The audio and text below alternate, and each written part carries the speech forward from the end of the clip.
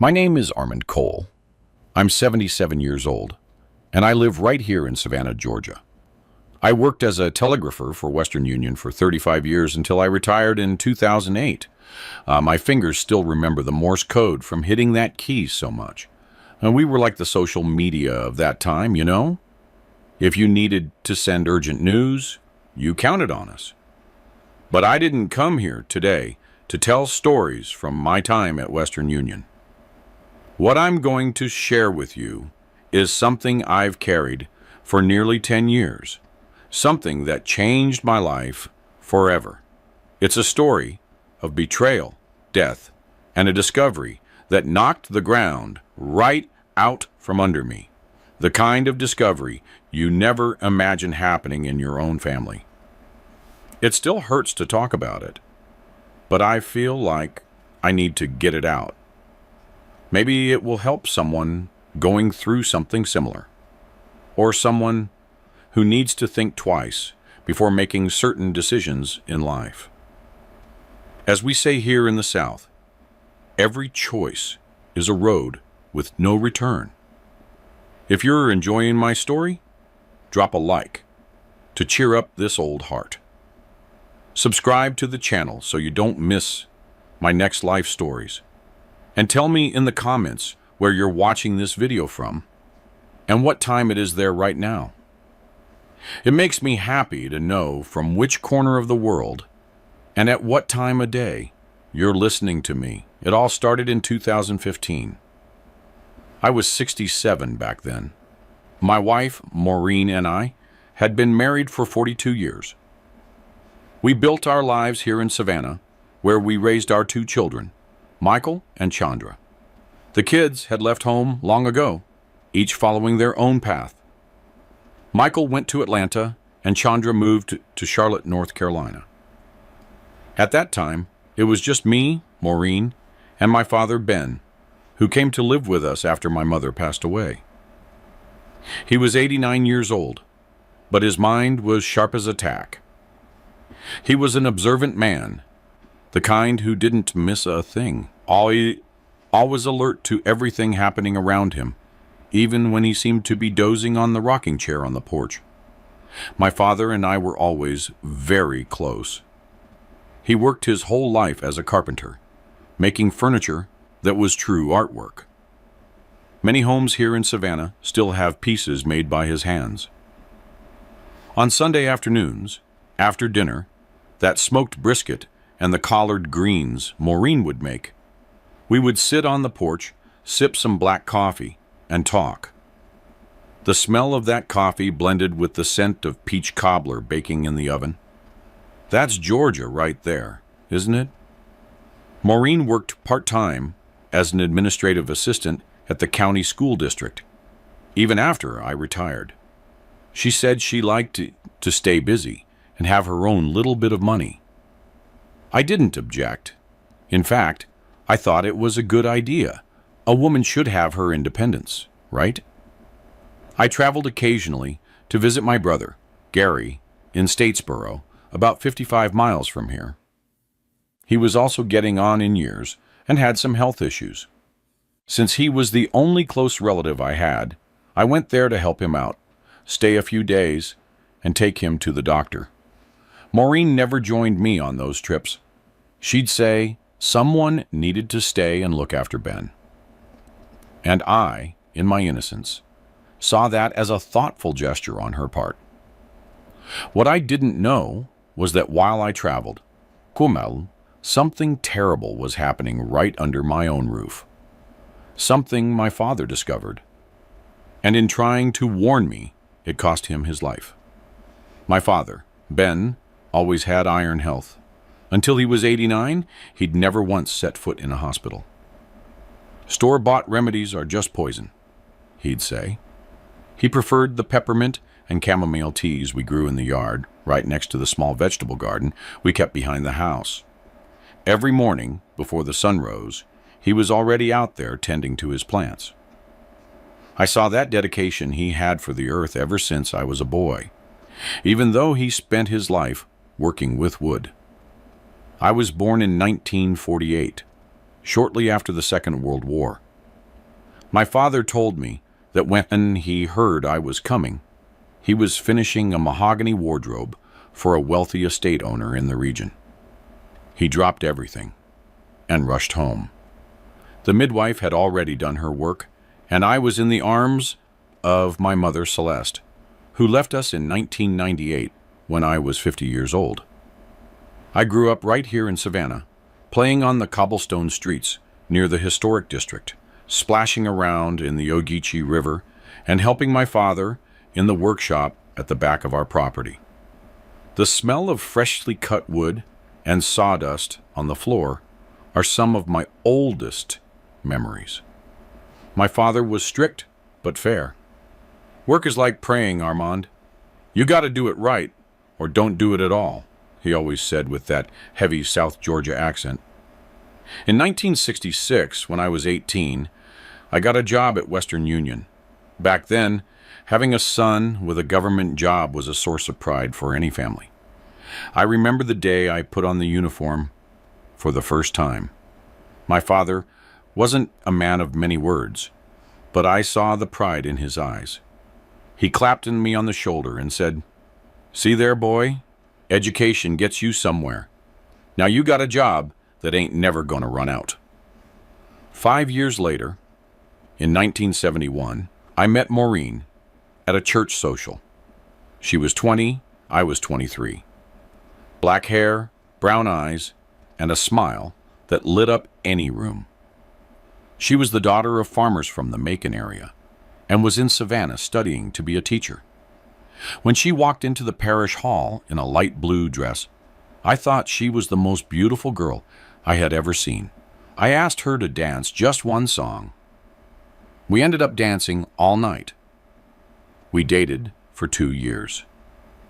And in 1973, at 25, I married Maureen in a simple ceremony at the First African Baptist Church. My father insisted on building all the furniture for our first house. The marital bed, the wardrobe, the kitchen table, the chairs, everything made with fine wood and a lot of love. "These pieces are gonna last longer than the two of y'all," he joked. And he was right. Some of those pieces are still in our house today. Our first child, Michael, was born in 1975 when I was 27. 2 years later, in 1977, Chandra arrived. Maureen stopped working for a while to dedicate herself to the children, but later went back to teaching part-time. It wasn't easy raising 2 kids on a public servant's salary, but we managed. Sometimes I worked overtime at the telegraph office, especially during holidays like Christmas and New Year's when things were busy. Life went on its natural course. The kids grew up, studied, and graduated. Michael went to Georgia Tech for engineering in Atlanta and stayed there. He married a woman named Patricia and gave me 2 grandsons. Chandra graduated in marketing and went to try her luck in Charlotte. She also got married and had a daughter, my little granddaughter, Ana Lucia. In 1998, my mother passed away after a bout of pneumonia she couldn't overcome.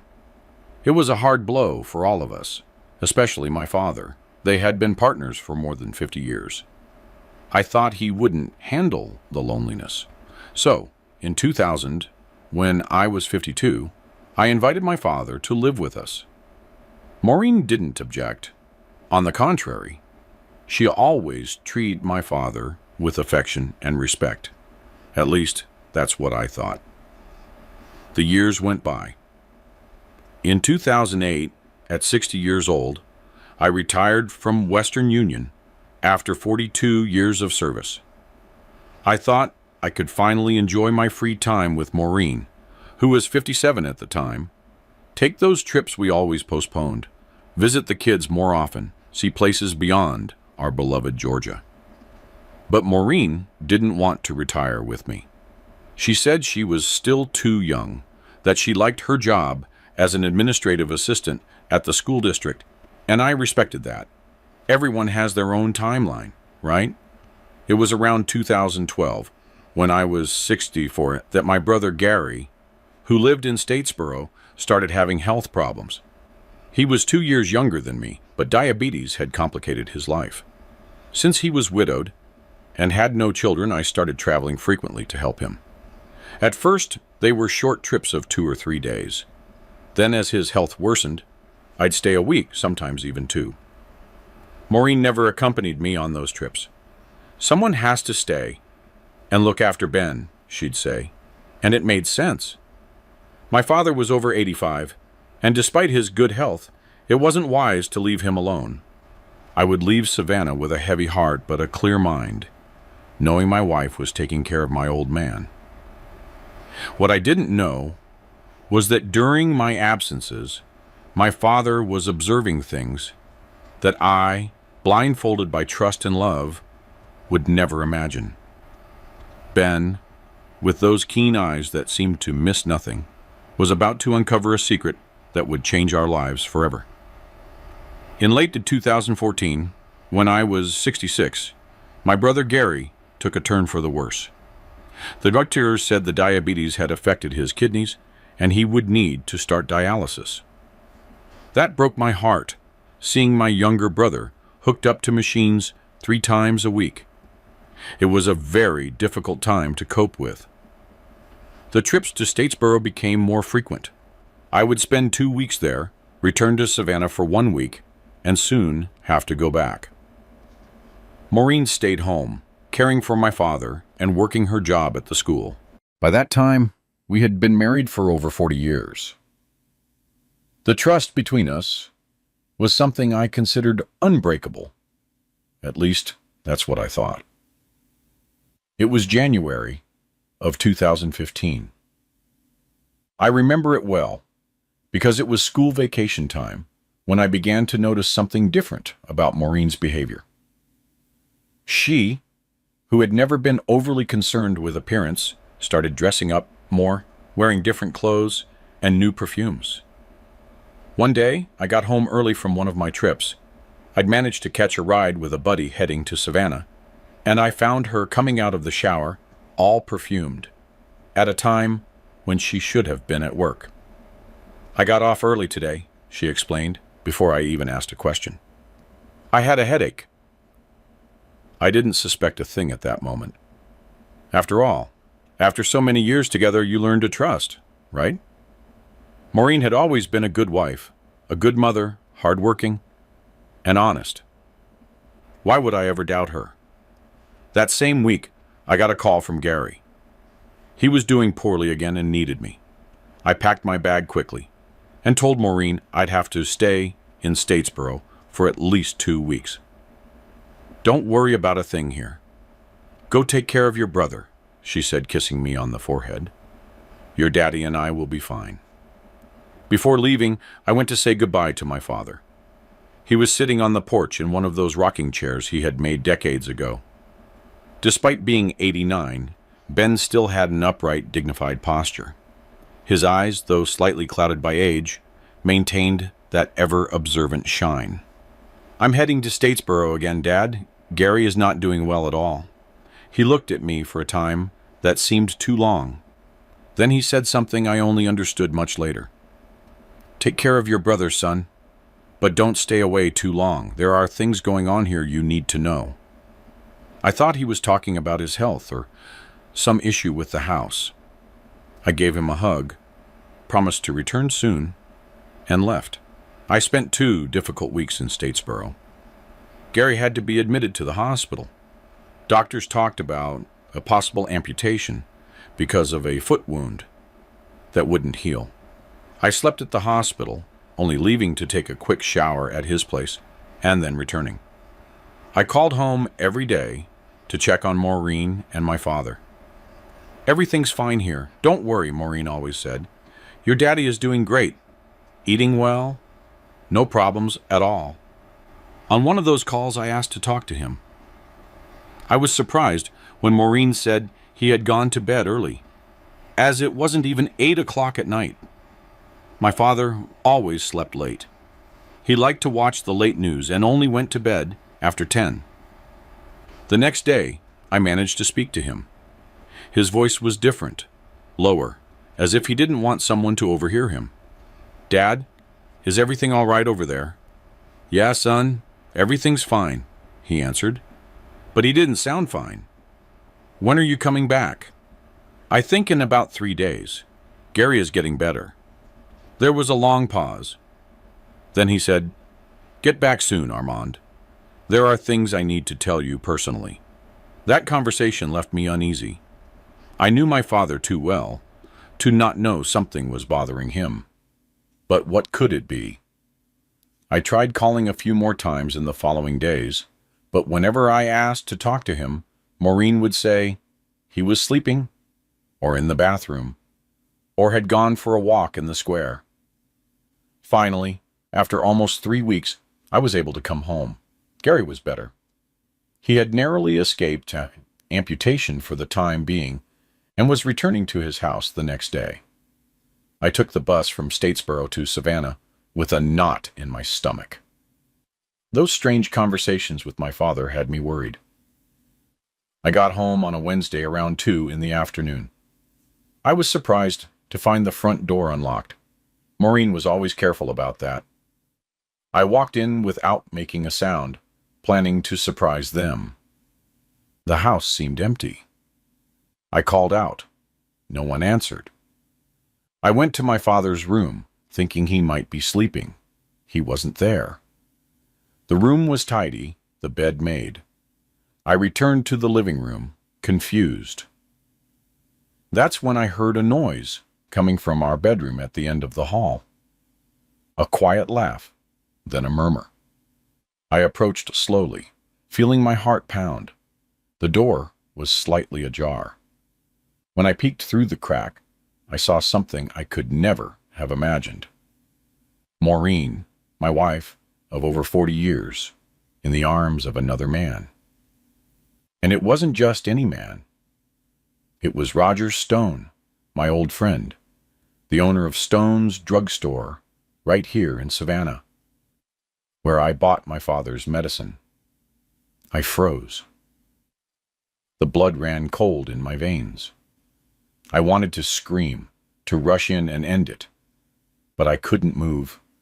It was as if my feet had taken root in the floor. I heard Maureen say, laughing, "He's not due back till tomorrow. We have the whole afternoon." That's when I felt a hand on my shoulder. I turned around, startled, and came face to face with my father. He put a finger to his lips, gesturing for silence, and pulled me outside onto the porch. His eyes were watering. "I wanted to spare you this, son," he said, his voice choked. "I've been seeing this happen for a while, but I wasn't sure. I didn't want to tell you anything without proof. Now, you've seen it with your own eyes." I sank into the rocking chair, stunned. My world had just collapsed. My father sat down next to me and put his hand on my shoulder. "How long, Dad?" "I don't know exactly, son, but for months now. Whenever you travel to Statesboro, sometimes he comes here, other times she goes to meet him. One time, I heard her mention meeting him out by Buddy John's farm." I couldn't believe what I was hearing. Maureen, my lifelong partner, the mother of my children, the grandmother of my grandkids. How could she do this to me? And with Roger, a man who frequented our home, who sat at our table. "What do I do now, Dad?" I asked, feeling lost like a child. Ben looked at me with those wise eyes of a man who had seen much in this life. "Only you can decide that, son. But whatever it is, don't do anything hot-headed. A man who acts on impulse always regrets it later." I took a deep breath, trying to organize my thoughts. An immense rage swelled inside me, but at the same time, a deep sadness invaded my chest. Over 40 years of life together had just gone down the drain. "Let's get out of here, Dad. I don't want to confront her right now, not like this." We took the car and drove to the house of my friend John, who lived on the other side of town. On the way, my father told me more details of what he had observed in recent months. How Maureen would leave at strange times, how she would take calls and go outside to answer them, and how she changed the way she dressed. and acted. I tried to talk to her, Armand, my father said. I told her what she was doing wasn't right, that you didn't deserve this. You know what she told me? That I was too old, and I better mind my own business if I didn't want to end up in a nursing home. That hurt almost as much as the betrayal. The woman I loved threatening my elderly father. Who was this person? Did I really know her? We spent the night at John's house. I didn't tell him what had happened. I just said we'd had a problem at home and needed a place to stay. John, a good friend as always, didn't ask any questions. I couldn't sleep that night. I kept going over the last few years in my mind, trying to find signs I might have missed.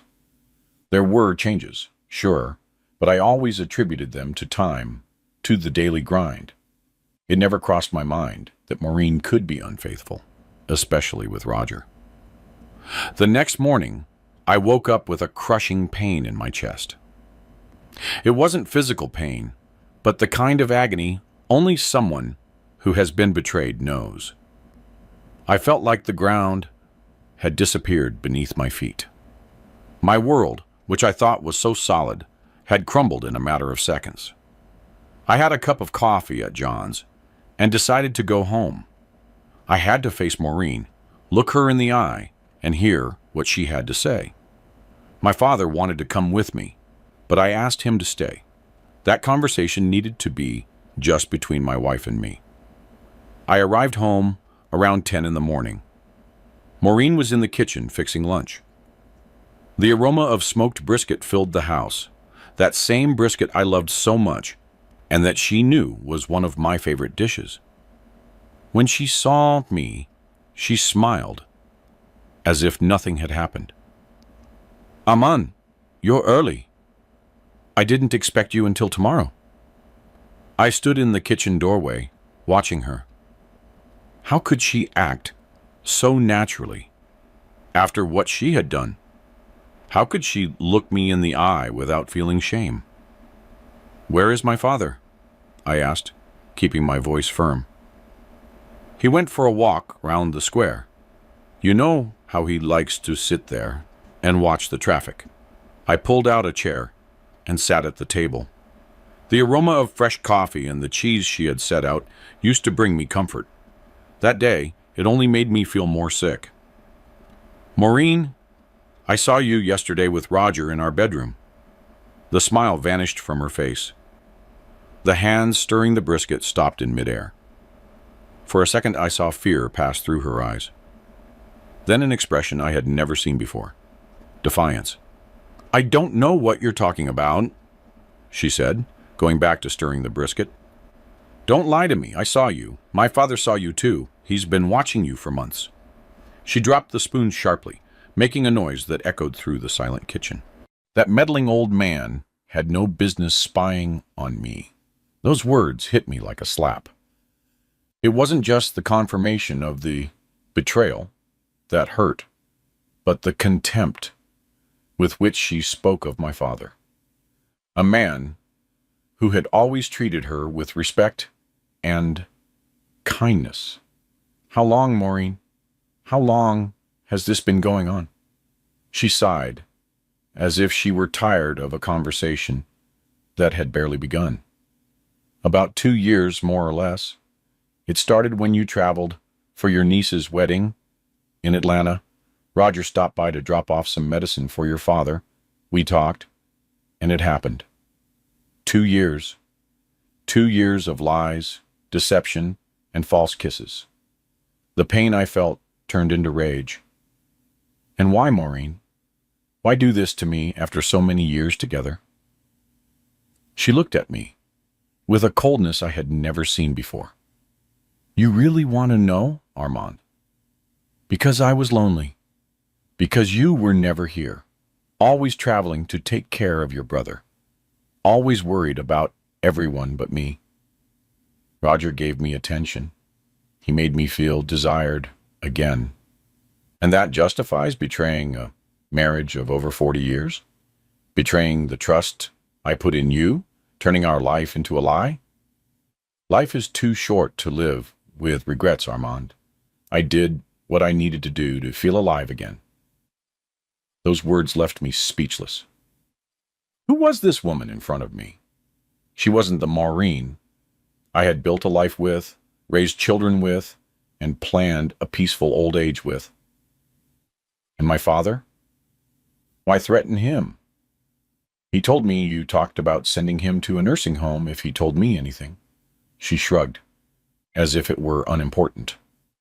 He was poking his nose where it didn't belong. He was always like that, always in our business, giving his opinion on everything. It was time for him to go to a place where people could take care of him. My blood boiled. My father, 89 years old, who always helped us, who built the furniture in our house with his own hands, who looked after our children when they were young, to be treated with such contempt. You have no right to talk about him like that. He is my father, and as long as I live, he's going to live with me. Maureen laughed, a dry, humorless sound. I don't know if you've noticed, Armand, but things have changed. You're not the one who decides everything in this house anymore. At that moment, I heard the front door open. It was my father, returning from his walk. He walked into the kitchen, and, seeing the two of us sitting at the table with tense expressions, he understood that something serious was happening. "Everything all right, son?" he asked, looking at me with concern. Before I could answer, Maureen stood up and pointed at him. "All right? Nothing is all right. And it's your fault, you old gossip. You didn't have to tell Armand what you saw or didn't see." My father, always so strong, seemed to shrink under her aggressive words. His wrinkled face showed profound sadness, and that broke my heart. "Stop it, Maureen," I shouted, hitting the table. "I will not allow you to talk to my father like that." She turned to me, her eyes full of fury. "Oh, you won't allow it. And what are you going to do? Hit me? Throw me out? This house is as much mine as it is yours, Armand, and I have the right to express how I feel." My father stepped closer, trying to calm things down. "Settle down, please. Let's talk quietly. We don't need to argue like this." Maureen turned on him, her face contorted with rage. "You shut up. You've done enough damage. If you had just kept your mouth shut, none of this would be happening." I saw my father grab his chest as if he'd been punched. His face, usually ruddy, suddenly paled. He staggered, leaning against the wall. "Dad!" I cried, getting up quickly to hold him. He tried to speak, but the words wouldn't come out. His eyes showed panic, and his breathing became shallow and ragged. "He's having a heart attack," I yelled at Maureen. "Call an ambulance now!" She stood there, staring at the scene with an expression I couldn't decipher. "Maureen! The ambulance now!" She picked up the phone, dialed the number, and spoke briefly to someone on the other end. Then she hung up and said, "They're coming, but it's going to take about 30 minutes. The Savannah ambulance is in maintenance. One has to come from a different county." I helped my father sit down. He was covered in cold sweat, his breathing increasingly difficult. I found a glass of water and helped him drink. Maureen continued to stand, watching, doing nothing to help. "I'm going to ask, the neighbor for help," I said. "John has a car. He can get us to the hospital faster than the ambulance." As I turned to leave, my father grabbed my arm with surprising strength for someone in his condition. "Don't leave me alone with her," he managed to gasp out. I looked at Maureen, confused. Why would my father be so afraid to be alone with her? She noticed my stare and shrugged as if my father's fear was absurd. "He's delirious, Armand. Go get help already." Something in the tone of her voice made me hesitate. Something was wrong here, very wrong. Maureen, what did you do? She looked away. I don't know what you're talking about. Just go get help. I took out my cell phone and called John. I explained the situation, and he promised to arrive in 5 minutes. Meanwhile, I stayed by my father's side, holding his hand and trying to calm him. Maureen left the kitchen, saying she was going to get his documents to take to the hospital. John arrived quickly, as promised. Together, we carried my father to the car. Maureen got in too, sitting in the front seat while I stayed in the back with my father. Throughout the ride to the hospital, which was about 15 minutes from our house, my heart pounded wildly. I prayed silently that it wasn't too late. At the hospital, the medical team acted quickly. They took my father to the emergency room while I filled out the admission forms.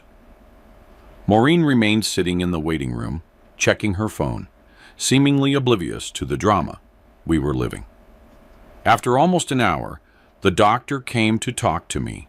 Dr. Clarkson, who had known our family for years, had a grave expression on his face.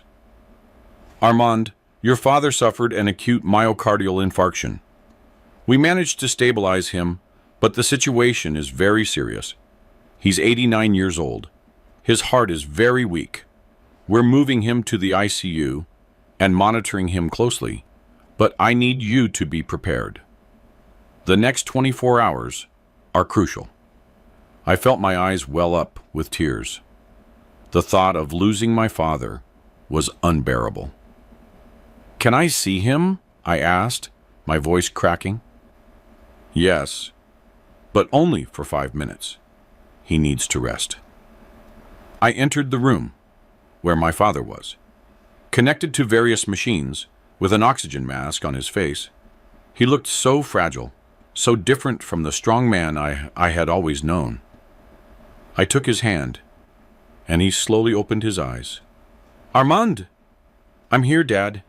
Everything's going to be all right. You'll recover. He squeezed my hand weakly and struggled to speak. Be careful of her. I heard her talking on the phone. Don't strain yourself, Dad. Just rest now. But he insisted, gathering strength to say something that seemed extremely important to him. She talked to Roger.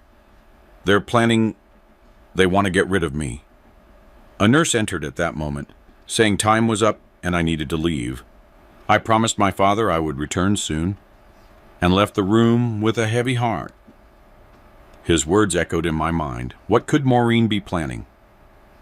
When I returned to the waiting room, she wasn't there. I asked at the reception, and was informed she had left a few minutes ago, saying she was going home to get a few things and would return shortly. I sat in one of the waiting room chairs, trying to organize my thoughts. Everything was happening too fast. In less than 24 hours, I discovered my wife was cheating on me, had a terrible argument, and watched my father suffer a heart attack. It was as if my life had been turned upside down. I stayed at the hospital all night. Maureen never returned. I called her cell phone several times, but it went straight to voicemail. John, my neighbor, stayed with me for a few hours, but then had to leave. He said he would stop by the house to see if Maureen was there and would let me know. He called about an hour later. Armand, I stopped by your house like I promised. Nobody's there, but I saw Maureen leaving Roger's drugstore as I was driving back home. She got into his car, and they drove off together. That information hit me like a bomb. So that was it. In the midst of all this chaos, with my father fighting for his life, she was with her lover. The rage I felt was indescribable. Thanks for letting me know, John. You need anything else, buddy? No, you've done enough. I'll stay here at the hospital. I'll call you with any news. In the early morning, I was urgently called to the ICU. My father had taken a turn for the worse. The doctors said his heart was too weak and that they were doing everything possible. But I should prepare for the worst. I spent the night by his side watching him fight for his life, connected to so many machines. Day broke, and Maureen still hadn't appeared or answered my calls. Around 10 in the morning, my father's heart monitor began beeping frantically. The medical team rushed into the room, telling me to step outside. I stayed outside, praying like I had never prayed before. After what seemed like an eternity, Dr. Clarkson came out of the room with an expression that told me everything, even before he opened his mouth. "I'm so sorry, Armand. We did everything we could, but his heart didn't hold up." At that moment, I felt as if a part of me had died along with my father. Tears came uncontrollably. The man who had always been my role model, my guide, my strength, was gone. And in his last hours, instead of peace and comfort, he had faced yelling, accusations, and fear. When I finally managed to pull myself together a bit, I asked to see my father one last time. I entered the room, and there he was, now without the tubes and machines, looking strangely at peace. I sat by his side and took his cold hand. "Forgive me, Dad," I whispered. "Forgive me for not realizing sooner what was happening, for not protecting you like I should have." I spent some time there, saying my silent goodbye. When I left, I had to deal with all the hospital bureaucracy and the arrangements for the viewing. I called my children, my brother, and close friends. Everyone was shocked by the news and promised to come as fast as they could. It was only as I was leaving the hospital that I saw Maureen arriving. Her eyes were red, as if she had been crying, but something told me those were fake tears. "How is he?" she asked when she saw me. "Dead," I replied dryly. "My father died an hour ago." "Where were you?" She lowered her head, feigning sorrow. "I went home to get a few things, but I ended up falling asleep. I was exhausted." "Don't lie, Maureen. John saw you leaving Roger's drugstore. You drove off together in his car." She looked up, and for the first time, I saw there was no attempt to hide anything. "So what? What's the big deal?" I needed someone to comfort me after everything that happened. The coldness of that response left me speechless. How could someone be so heartless? "My father died, Maureen. He died after hearing you yell at him. After being threatened by you. He died afraid of you. He died because he was old and sick. Armand, don't try to blame me for that." I looked at this stranger who wore the face of the woman I loved for so many years. "I don't want you at the viewing," I said firmly, "or the burial. I don't want you near my family or my friends. When all this is over, I want you out of my house." "That house is as much mine as it is yours," she replied, defiant. "Then I'll leave myself. But you won't get anything that belonged to my father. None of the furniture he made, none of his tools, none of his memories. Nothing." I turned my back and walked away, leaving her standing at the hospital entrance. I had a viewing to arrange, and a father to bury. I didn't have time to argue with someone who no longer meant anything to me.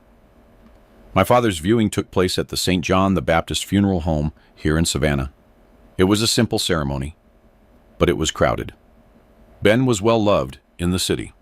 Former carpentry clients, neighbors, lifelong friends, everyone came to pay their last respects. My children arrived early that afternoon. Michael came from Atlanta with his wife and 2 sons. Chandra managed to catch a flight from Charlotte and arrived a little later, accompanied by her husband and my granddaughter, Ana Lucia, who was barely 5 years old at the time. Seeing them brought me some comfort amid all the pain. "Dad, what exactly happened?" Michael asked me when we had a moment alone. Grandpa was fine the last time I talked to him. I didn't know how much to tell them. How do you explain to your children that their mother, the woman you shared over 4 decades with, was living a double life, that their grandfather had died after an argument caused by her betrayal? Your grandfather suffered a heart attack, I replied, opting for a partial truth. It was very quick. We didn't have time to do much. And Mom, where is she? Chandra asked, looking around. It seems strange that she's not here with you. I took a deep breath. I didn't want to lie to my children, but I also didn't want to turn my father's viewing into a public airing of dirty laundry. Your mother and I are going through a difficult time, I said. A very difficult time. I thought it was better if she didn't come. We'll talk about it later, when things calm down. They exchanged worried glances, but respected my decision not to go into detail at that moment. The burial was the next morning, a gray January day, with that typical South Georgia drizzle. The sky seemed to weep with us as we lowered the casket into the earth. I closed my eyes and silently said goodbye to the man who had been my North Star, my guide, my whole life. We returned home, me, Michael, Chandra, and their families. The house felt different, as if my father's absence had left a void that nothing could fill. To my surprise, Maureen wasn't there. According to the neighbor, Mrs. Consuela, she had left early with a few suitcases. I prepared a simple lunch for the family: rice, beans, and some brisket that Mrs. Consuela had brought over to help. As we ate, we tried to maintain a normal conversation, recalling stories of Grandpa Ben, happy moments we had shared. But Maureen's absence hung over us like a dark cloud. After lunch, when my grandchildren went down for a nap and my sons-in-law went out to buy a few things we needed, I sat with my children on the porch, that same porch where I had talked with my father so many times. Now you can tell us what's going on, Dad, Michael asked. His voice was a mix of concern and firmness. I took a sip of the coffee Chandra had just poured, strong and hot, just the way I like it, and began to speak. I told them everything. The trips to take care of Uncle Gary, the changes in Maureen's behavior, the discovery of the affair, the argument that led to my father's heart attack, and his last words at the hospital. As I spoke, I watched my children's faces go from surprise to indignation, and then to sadness. Chandra cried silently. Michael had his fists clenched, his knuckles white with tension. How could she do that? Chandra asked through tears. With Roger. He was always coming to the house. He was at our birthday parties. And Grandpa, Michael added, his voice breaking. To treat him like that after everything he did for us is unforgivable. I nodded, feeling the weight of that double betrayal. To me as a husband, and to my father as a father-in-law who had always respected her. There's one more thing, I said, recalling my father's final warning. Before he died, your grandfather tried to warn me about something. He said he overheard Maureen talking to Roger on the phone, planning something. He said they wanted to get rid of him. Michael shot up from his seat. You think Mom and that man might have done something to Grandpa? The question hung in the air, heavy as lead. It was a terrible suspicion, something I myself hesitated to consider. I don't know, I answered honestly. Your grandfather was very weak, speaking with difficulty. It might have just been his fear, the shock of the argument. But what, Dad? Chandra asked, wiping her tears. The doctor said the heart attack was natural, caused by age and the stress of the situation. But some things don't add up. Your grandfather always had iron health. He never had heart problems before. And the way your mother acted afterward, leaving to go off with Roger while your grandfather was dying in the hospital. We fell silent for a moment, each lost in our own thoughts. It was too serious an accusation to make without proof. Maureen was many things: a cheat, a liar, cruel in her words. But was she capable of something so terrible? of contributing directly or indirectly to my father's death? We need to investigate this, Michael finally said, a clear determination in his voice. If there's any chance at all that Grandpa's death wasn't natural, we have to find out. Where do we start? I asked. In Grandpa's room, Chandra suggested. Let's see if we can find anything that might give us clues about what he heard. We went to the room my father had occupied. It was a simple room, with a twin bed, an antique wardrobe he had built himself, a nightstand, and an armchair in the corner. On the wall were a few black and white photographs. Him as a young man with my mother, him with me when I was a child, him with the grandchildren when they were small. We started searching. We didn't know exactly what we were looking for, but we checked every drawer, every corner. It was Chandra who found a small notepad under the mattress. Look at this, Dad, she said, flipping through the notebook. Their dates, times, names. I took the notepad and started reading. They were notes written in my father's shaky hand. He had recorded with military precision the dates and times Maureen left the house when I was traveling, and when Roger came to visit her. He even wrote down partial conversations he had overheard. October 9, 2014, 3:30 p.m. She left right after Armand called to say he would stay a few more days in Statesboro. Came back at 7:45 p.m., smelling of different perfume. October 17, 2014, 2 p.m.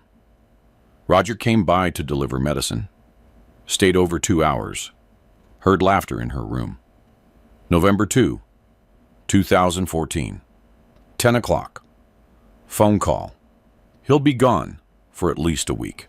We can meet every day. Didn't hear who she was talking to, but I'm sure it was about Armand. The notes continued page after page, detailing an affair that had been going on much longer than Maureen had admitted. It wasn't just 2 years, but almost 4, according to my father's records. And the worst part, the last few entries were much more disturbing. January 12, 2015, 11 o'clock. I heard her on the phone. I can't take this old man anymore. He knows everything. He's always watching me. If he tells Armand, it's over for us. I'm scared of what she might do. January 14, 2015, 4 o'clock. Tried taking that medicine with the strange taste. I pretended to take it, but I threw it away when she wasn't looking. My stomach has been upset since the last time I took it. The very last entry, dated January 15th, 2015, the day before the heart attack, chilled me to the bone. I overheard her talking. If he just died, it would be better for all of us. We could be together for real. Armand would sell the house. He surely wouldn't want to stay here with so many memories. I'm scared. Needed to talk to Armand when he gets back tomorrow. I looked at my children, who had read over my shoulder. The shock was stamped on their faces. My God, Chandra whispered. Do you think they were poisoning Grandpa? I don't know, I replied, feeling a chill run down my spine. But these notes show he was suspicious. He was afraid. And it matches what he tried to tell me at the hospital. Michael took the notepad from my hands and carefully examined it. This is serious, Dad, very serious. We need to take this to the police. But is it enough? I asked. They're just suspicious notes. We don't have concrete proof that anything was done to your grandfather. Maybe not yet, Michael replied. But this gives the police a good reason to investigate further. They can run tests, check if there was any substance in Grandpa's body. They can interrogate Mom, interrogate Roger. The idea of seeing Maureen being questioned by the police maybe even arrested, gave me mixed feelings. On one hand, if she truly had done something to harm my father, she deserved to be punished. On the other, she was the mother of my children, the woman with whom I had shared the greater part of my life. Let's think calmly, I said, trying to organize my thoughts. We need to be sure before we take such a serious step. And how are we going to be sure, Dad? Chandra asked. Grandpa has already been buried. There's no way to run tests now. Unless we request an exhumation, Michael finished. It's possible. If there's suspicion of a crime. The idea of digging up my father, of disturbing his eternal rest, repulsed me. But if it was the only way to discover the truth, to get justice. Plus, Michael continued, we need to search her room. See if we can find anything else, and check her cell phone if we can. There might be messages. Calls that confirm what Grandpa wrote. At that moment, we heard a noise in the living room. Someone had entered the house. I quickly put the notepad in my pocket and we left the room. To our surprise, it was Maureen. She was standing at the living room entrance, looking at us with an expression that was hard to decipher. My children, all together, she said, opening her arms as if expecting hugs that didn't come. I missed you so much. Michael and Chandra stayed where they were, their faces serious, their eyes cold. The tension in the room was so thick, you could cut it with a knife. Where were you, Mom? Chandra asked, her voice harder than I had ever heard her use with Maureen. I needed some time alone, she replied, visibly uncomfortable with the cold reception. Your grandfather's death hit me hard, and with everything else that happened before? Everything else that happened before? Michael repeated, taking a step forward. Are you talking about when Dad discovered you were cheating all on him with Roger? Or when you yelled at Grandpa, causing his heart attack? Maureen paled. She looked at me, then at the children, and understood they knew everything. Your father told you his version, apparently, she said, trying to regain her composure. But there are always two sides to a story. And what's your side, Mom? Chandra asked, tears welling up in her eyes again. What's your explanation for cheating on Dad after over 40 years of marriage? For treating Grandpa, who was always so good to you, like he was a nuisance? Maureen sighed and sat on the sofa as if her legs could no longer support her. You're young. You don't understand. Life isn't as simple, as black and white as it seems. Your father was always traveling, leaving me alone to care for the house and his father. Roger gave me attention. He made me feel alive again. And that justifies what you did? Michael asked, clear indignation in his voice. It justifies hurting Dad that way? It justifies being cruel to Grandpa? She didn't answer directly, looking away. As for your grandfather, I never wanted him to die. It was a tragic accident, a terrible coincidence. He interfered too much in my life, it's true, but I never wished him harm. Something in the way she said this, in the forced tone, in the gaze that wouldn't meet ours, made me doubt every word. It was as if every sentence was carefully constructed, rehearsed. And where were you the night my father died? I asked, watching her closely. When you left the hospital and didn't come back? She hesitated for a moment, as if choosing her words. I was confused, upset. I went to a friend's house. I needed to talk to someone. What friend? I asked, knowing full well it was a lie. You don't know her. She's a colleague from the school.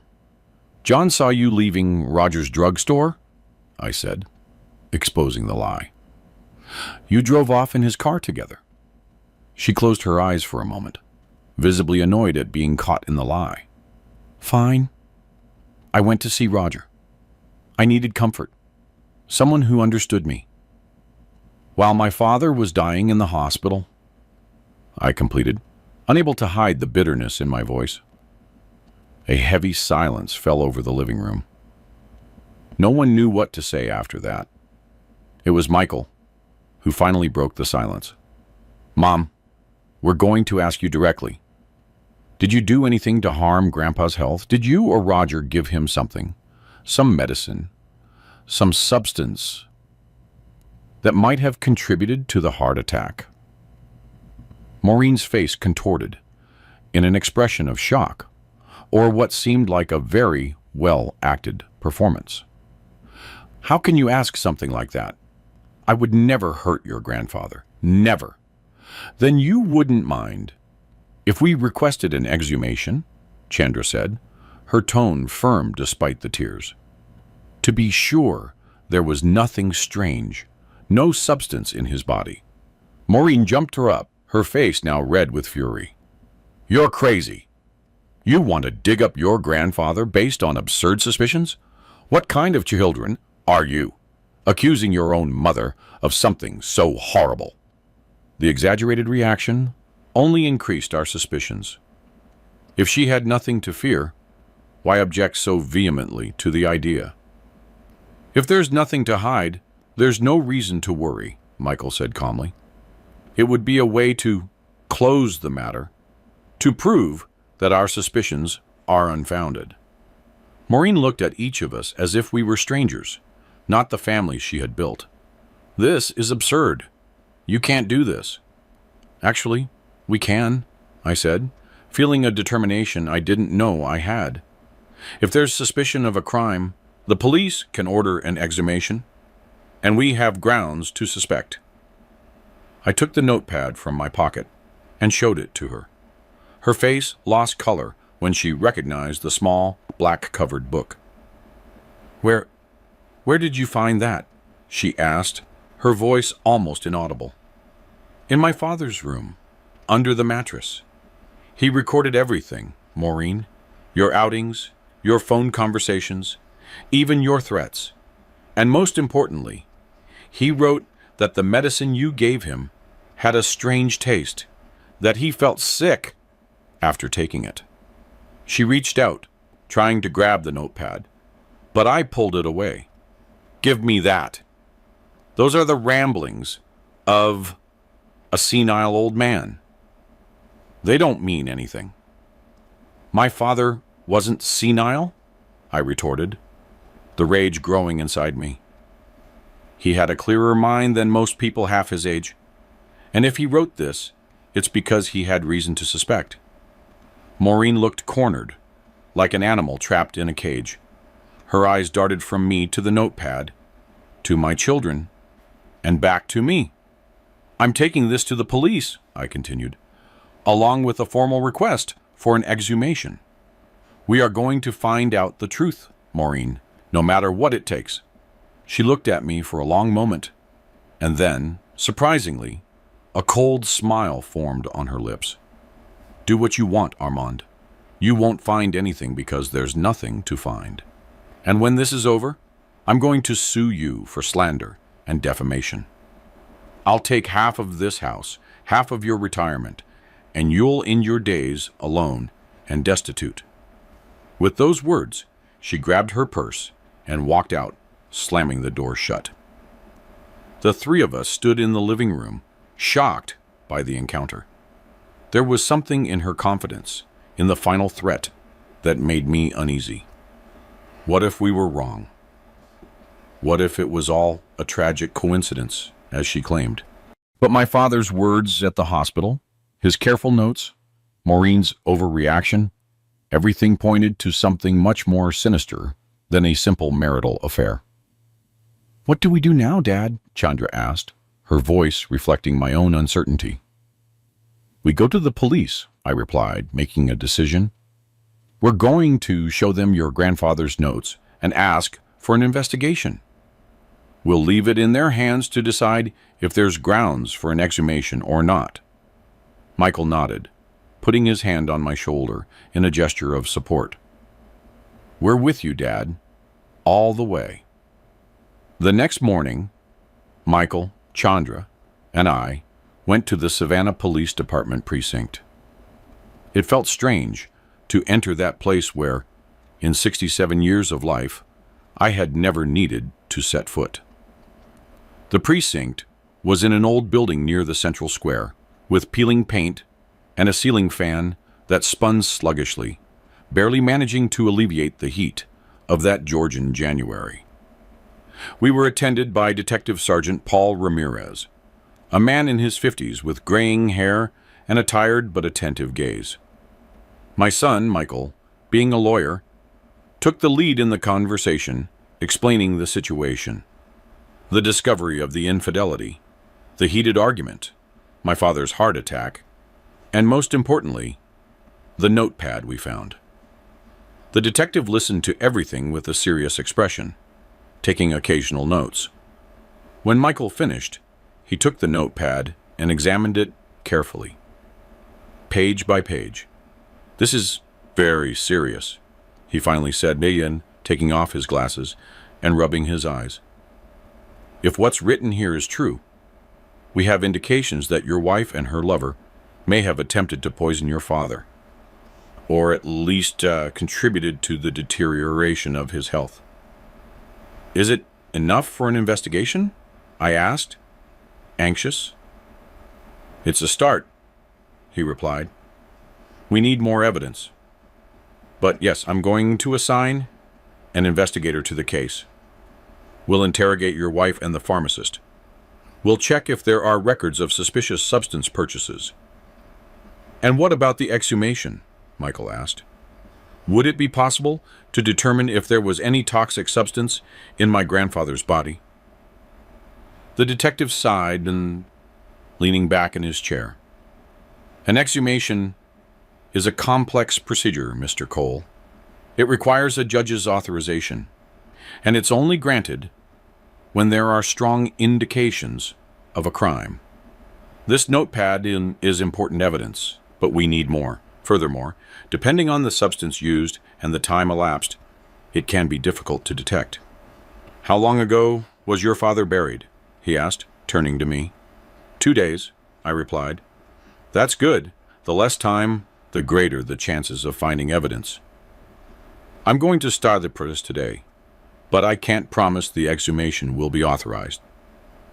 We left the precinct with mixed feelings.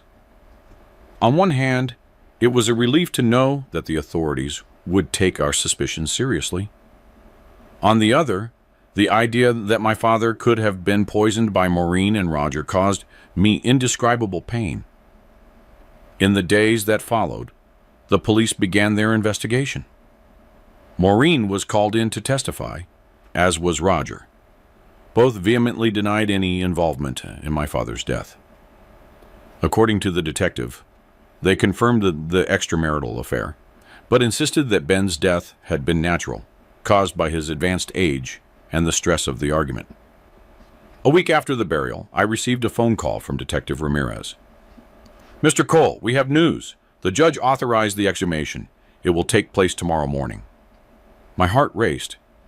It was what we had hoped for, but now that it was about to happen, I felt a mixture of anxiety and dread. Michael and Chandra decided to stay a few more days in Savannah, postponing their return home to follow the investigation's development. The next morning, we headed to the cemetery. It was a clear day, the sky an intense blue that contrasted cruelly with the somber nature of what we were about to witness. The police were already there, along with a medical examiner and the cemetery workers. A few curious onlookers gathered at a distance, drawn by the unusual activity. The procedure was carried out with respect and efficiency. I couldn't bear to witness the moment they opened the casket. I waited at a respectful distance with my children. After a few hours, the detective came to inform us that the body had been taken to the GBI crime lab in Atlanta, where more detailed tests would be carried out. "How long will it take to get the results?" I asked. "It's hard to say precisely," he replied. "A few days, maybe a week, depending on the type of examination they need to do. That week of waiting was one of the hardest of my life. Every minute felt like an hour, every hour a whole day. My children returned home, but we kept in daily contact by phone.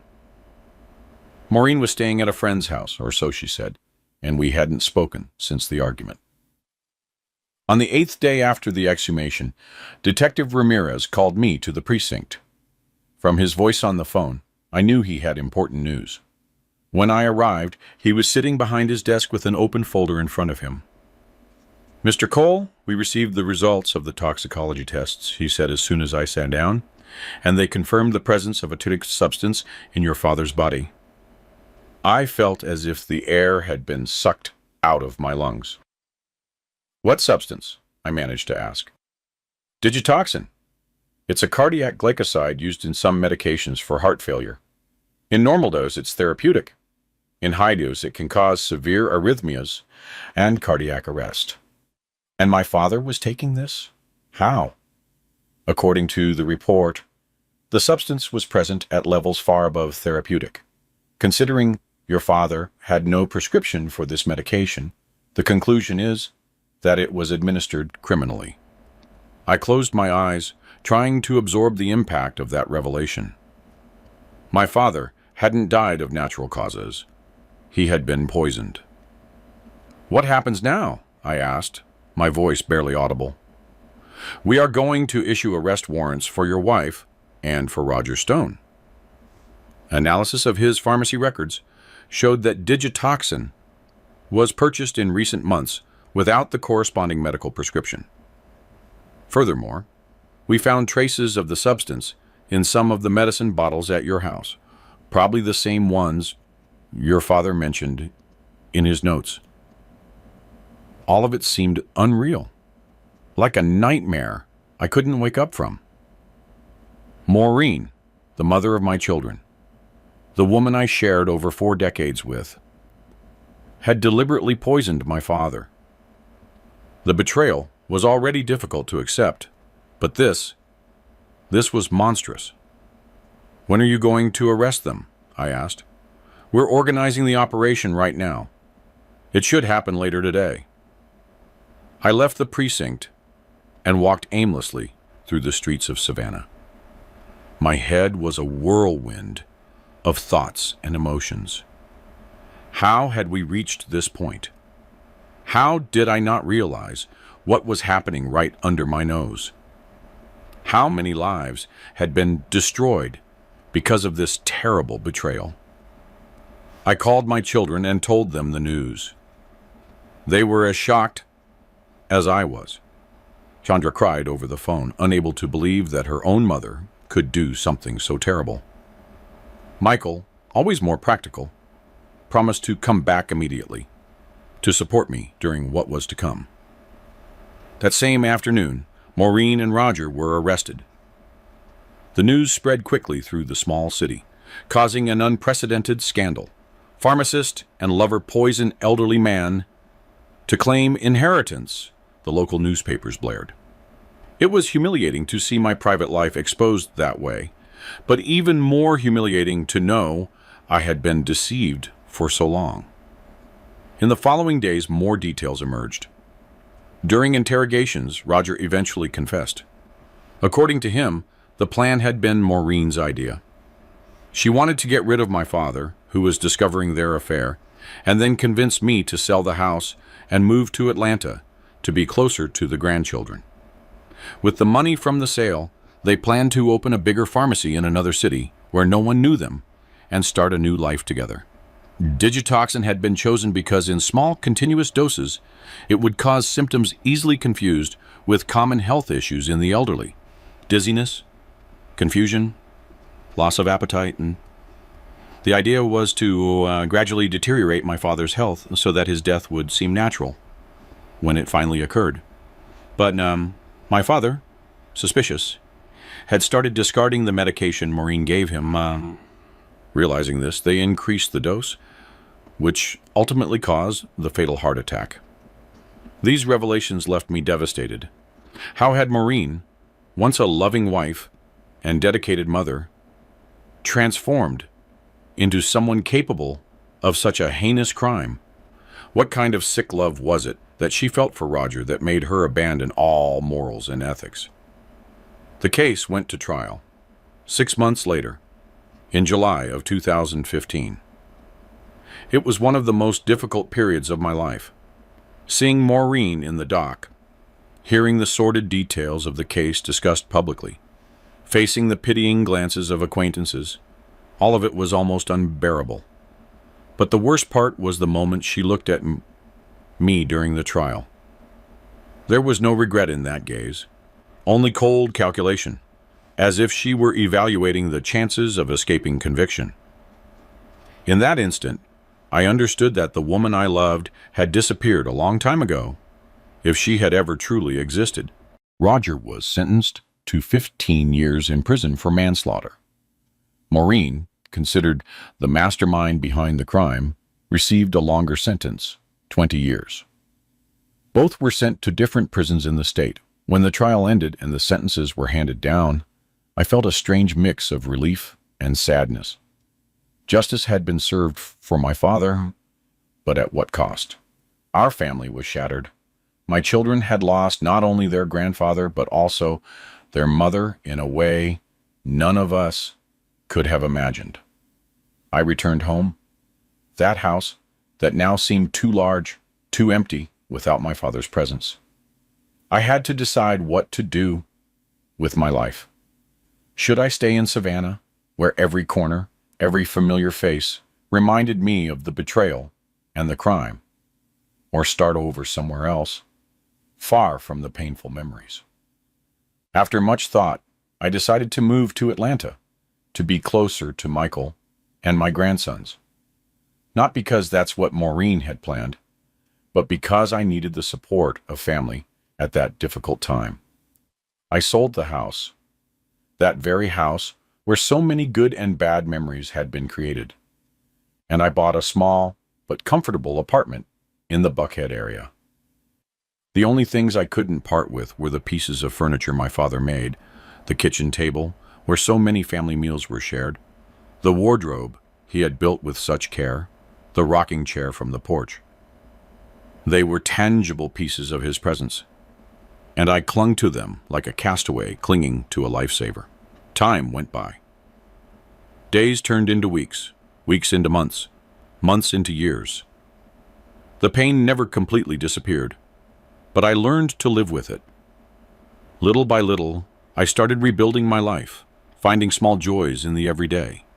Visits from the grandchildren, talks with Michael, walks in the park near home. Chandra, who lived in Charlotte, came to visit regularly. She was the one who suffered the most from everything that happened. Her relationship with her mother had always been very close, and Maureen's betrayal and crime affected her deeply. For a while, she withdrew from everything and everyone, plunging herself into work as a form of escape. But eventually, with the help of therapy and family support, she also began to recover. In 2018, 3 years after Maureen's conviction, I received a letter from her from prison. It was the first time she had tried to make contact since the trial. I hesitated a long time before opening it. Part of me wanted to tear it up, unread, to maintain the distance that had cost me so much to build. But another part, the one that still held memories of the good times, was curious about what she would have to say after so long. I finally decided to read it. The letter was short but impactful. Armand, I know you'll probably tear this letter up as soon as you see my name, and I can't blame you for that. What I did is unforgivable. I don't expect your forgiveness, nor do I deserve it. I'm writing because I finally understood the magnitude of the harm I caused, not just to you and our children, but also to your father, a man who never did me any wrong. Therapy here at the penitentiary has helped me to clearly see the monster I became. Roger manipulated me. He made me believe that what we had was true love, but it wasn't. It was obsession. It was madness. He used me for his own ends, and I let him because I was bored, because I wanted excitement, because I let the worst part of me take over. I'm not trying to minimize my guilt.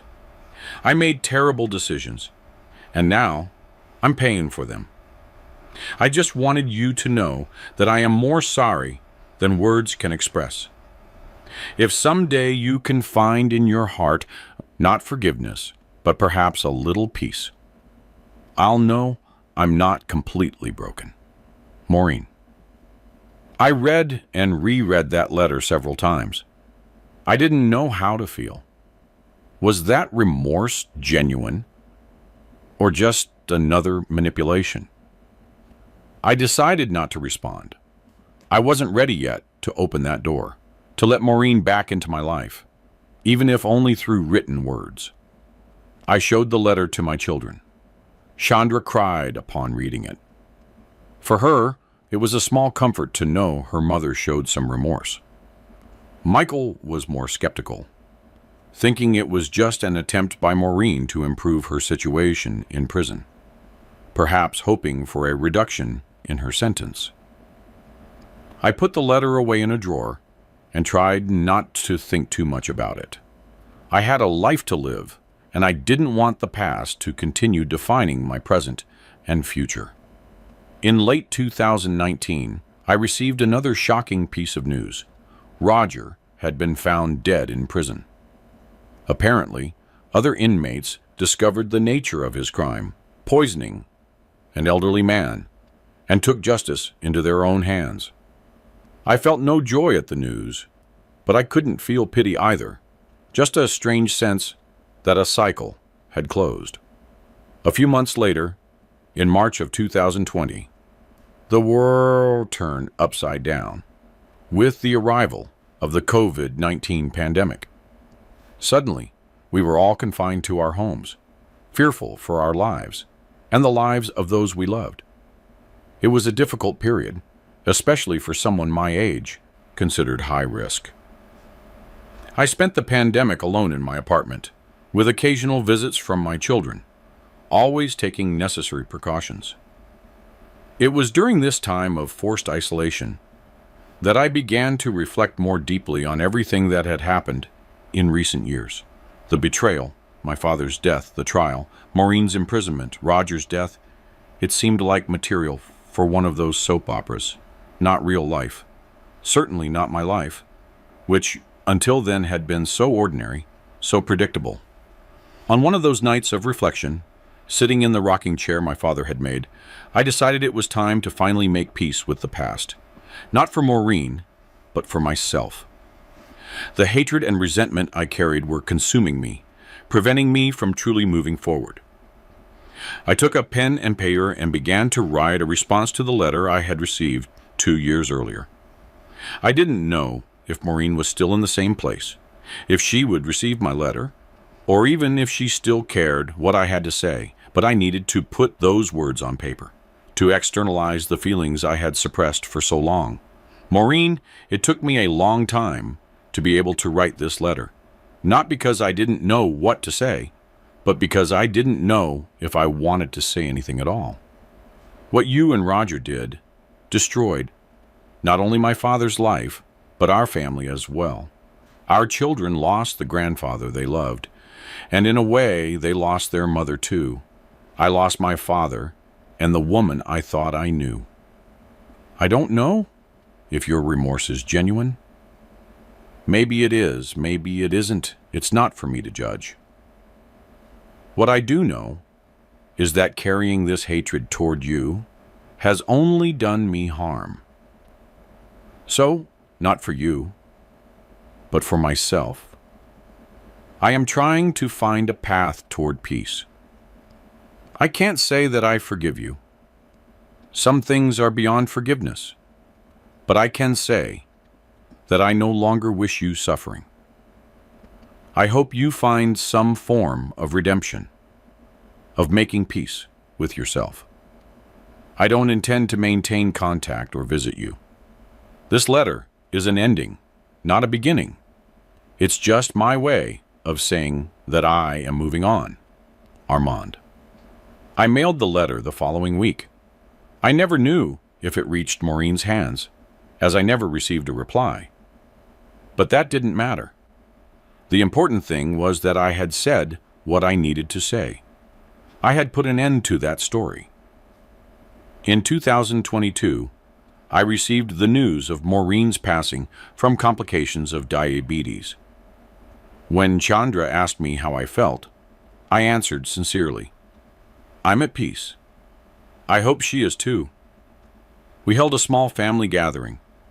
Afterward, I cooked a meal with the dishes my children and grandchildren enjoyed the most: corn pozole, brisket, chili, red rice, and for dessert, pecan pie with fresh cream. We ate together, sharing memories. It was our way of reaffirming that, despite everything, we were still family. In 2023, I visited Savannah for the first time since I moved. I saw the house where we lived, the cemetery where my father was buried, and Roger's old drugstore. I had lunch at a place called the Southern Table, savoring some authentic fried chicken. I visited my father's former carpentry shop, now a clothing store. The young salesperson commented that she had heard about a famous carpentry shop that used to operate there. It was my father's, Ben Cole, I told her proudly. He was an artist with wood, and a very good man, too. I left with a lighter heart, feeling like I had completed an important cycle. In 2024, my grandson, Raphael, Michael's son, surprised me by asking me to teach him carpentry, just like my father had taught me. We started with simple projects, a stool, a picture frame. Seeing his young hands working the wood reminded me intensely of my father. "Grandpa," he said, "I think I found what I want to do with my life. I want to be a carpenter, like great-grandpa Ben." "Your great-grandfather would be so proud," I replied, my voice thick with emotion. Today, in 2025, at 77 years old, I sit in the same rocking chair my father built. It has crossed generations, moved between houses, and witnessed joys and tragedies. Like me, it has aged, gaining marks and scars, but it remains firm. On the living room towel, I keep a wooden box Raphael made, containing my father's notes, not to harbor resentment, but as a reminder of how life can change in an instant, and how we must cherish every moment with those we love. The most important lesson I learned is that forgiveness is not a gift for others, but for ourselves. To forgive doesn't mean forgetting or pretending the pain didn't exist, but freeing yourself from the shackles of the past. Did I fully forgive Maureen? Maybe not. Some wounds are too deep. But I found peace. I didn't let her actions define the rest of my life. I found joy in the small things, in the smile of my grandchildren, in the embrace of my children, in the morning black coffee, in the aroma of sweet bread coming out of the oven. Happiness is not in the grand moments, but in the everyday, in simple routines, in gestures of affection. I also learned that we are stronger than we imagine. When I lost my father and discovered Maureen's betrayal, I thought I couldn't go on. But here I am, years later, not just surviving, but living with purpose. Life is like a carpenter's work. It starts with a raw piece, full of imperfections. It takes patience to sand down the rough edges, skill to cut in the right place, and wisdom to know when a part should be discarded. And in the end, if we have luck and perseverance, we create something beautiful that remains after we are gone. If you're enjoying my story, drop a like to cheer up this old heart. Subscribe to the Grandfather's Journals channel so you don't miss my next life stories. And tell me in the comments where you're watching this video from and what time it is there right now. Have you gone through a great disappointment in life? How did you manage to move forward? This grandpa is very happy to know who is on the other side listening to me. Always remember, no matter how dark the night, the sun always shines again. No matter how difficult the road, there is always a new horizon. Life continues, and we, stubborn as we are, continue with it. A big hug from this 77-year-old man who still has much to live and much to share with you. Until the next story, God willing.